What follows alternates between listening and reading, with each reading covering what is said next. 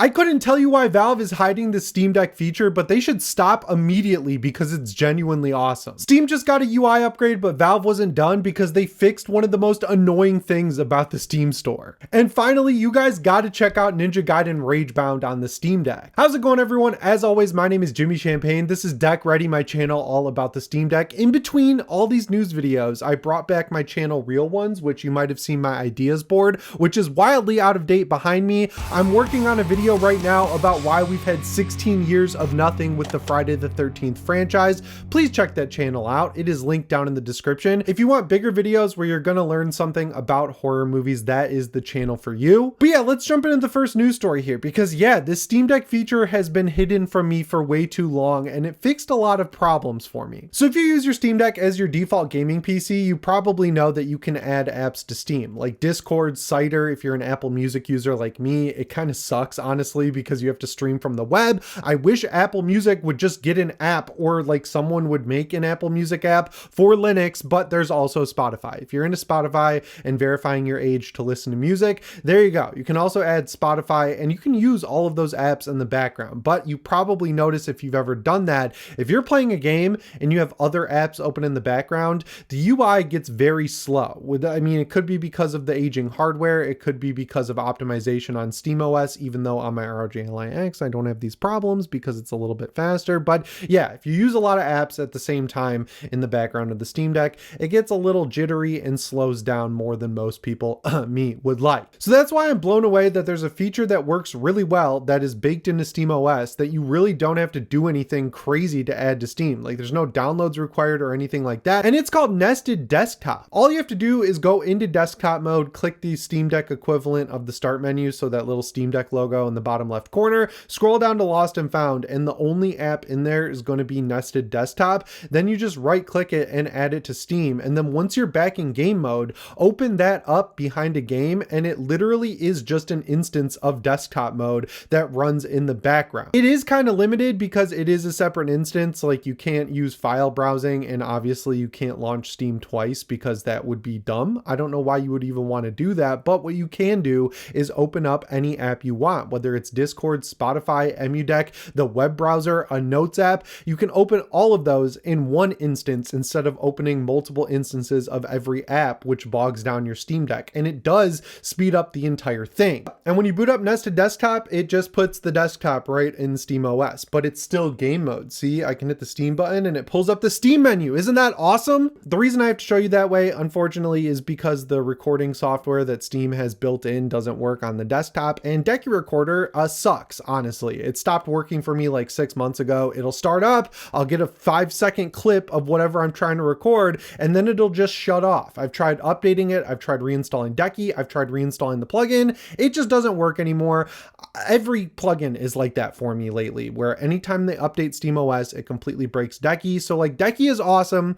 I know some people love using it and just don't mind when it breaks all the time. It's not for me. I uninstalled it. I'm done with it. I have no use for it. But yeah, Nested Desktop is awesome. I know it's cool being able to multitask in SteamOS, and when I'm on my PC upstairs, which I did flip from Bazite to SteamOS, it's great being able to have Discord open in the background when I'm playing Night Rain or playing Elden Ring Regular Edition with my brother, but it's just too slow having multiple apps open on the Steam Deck. Now, a lot of articles I've read about this suggest that you can download files in the background when you're playing games. Do not do that. If you download anything, whether it's like a ROM from Vim's Lair or a video file from Google Drive, which is what I have to do all the time to get these things off my Steam Deck, it gives all of the Steam Deck's performance to downloading files. So like, you'll see major slowdowns in games, whether it's the smallest game or the biggest game. So do not download files. But if you're just using Discord, you're using a notes app, you're using the web browser to like look up a guide for Ronnie's questline in Elden Ring, Nested Desktop is perfect for that. And I'd love to see more advertisement of this feature. So if you watch the channel, you just learned about it, you're as excited about it as I am,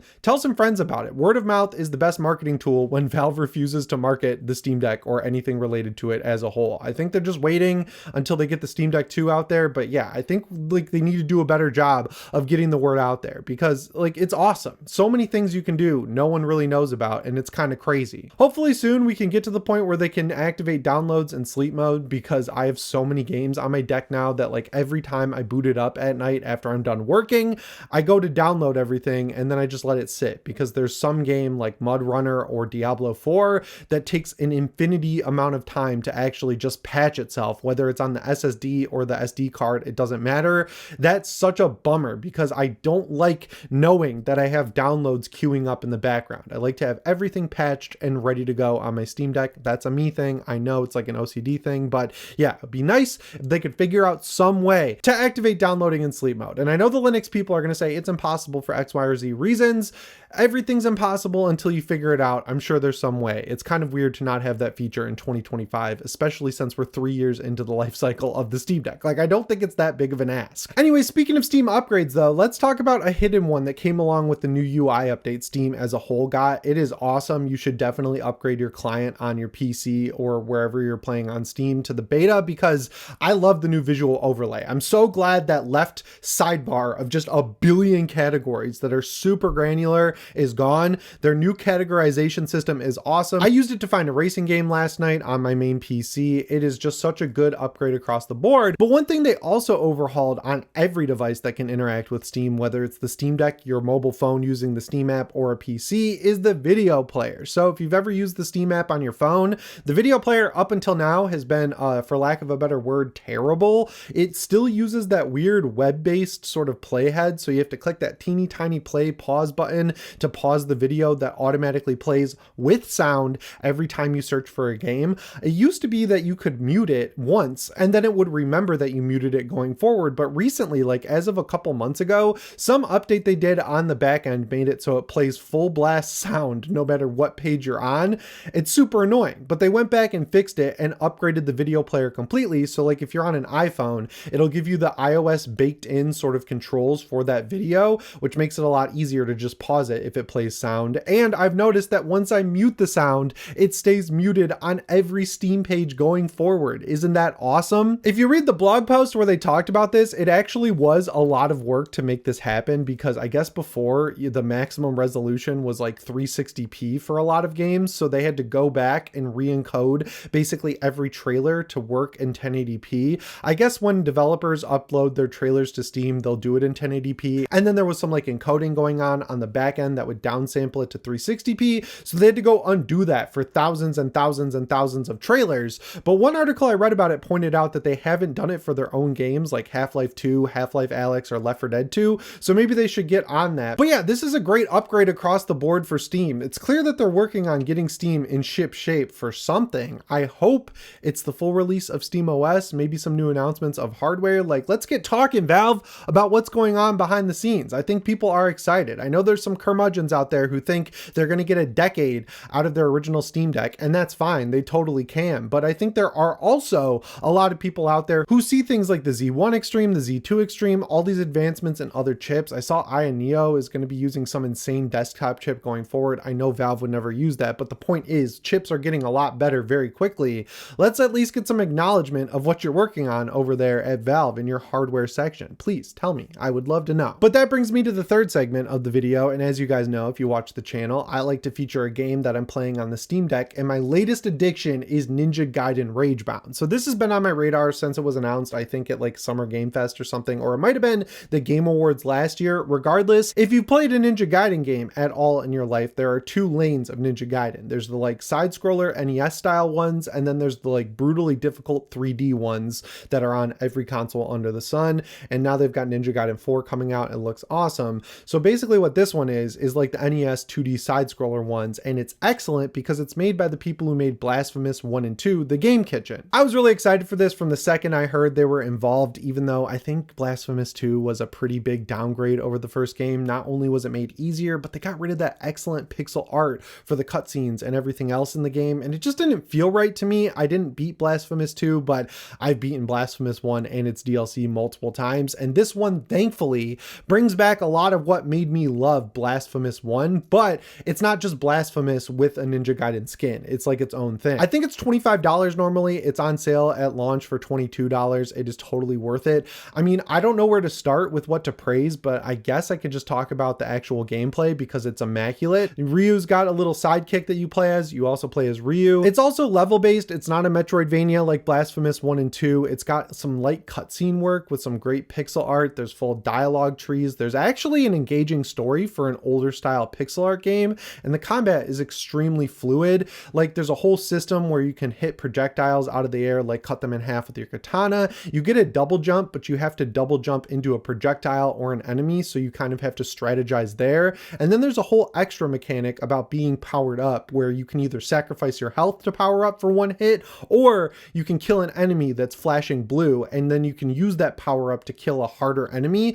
So it adds a level of strategy to the combat that they didn't necessarily have to add, but it makes it more engaging and gives you something to think about other than holding the right button and switching between A and X. I also love that the double jump spin attack ability can not only kill enemies, but it's mapped to 2 buttons. So you can either double tap A to double jump, or you can use the LB button. So there's like extra use of unused buttons, and I think that's great. The replay value comes from perfecting levels. Every level has 3 challenges and 6 collectibles defined. There's golden scarabs, which are generally hidden behind a tougher enemy or a weirdly placed enemy that makes it difficult to get to the golden scarab. So that's more of a platforming challenge. And then there's also these like crystal skulls hidden throughout the level that are much more hidden, and you have to look around the level and find little doorways you can roll under, or, you know, find a wall you can break down or something. But there's 3 of those in every level and 3 golden scarabs, and going back through it all to do the challenges is great. Don't get nervous that it seems like it's just rapid firing through levels at the beginning, because once you beat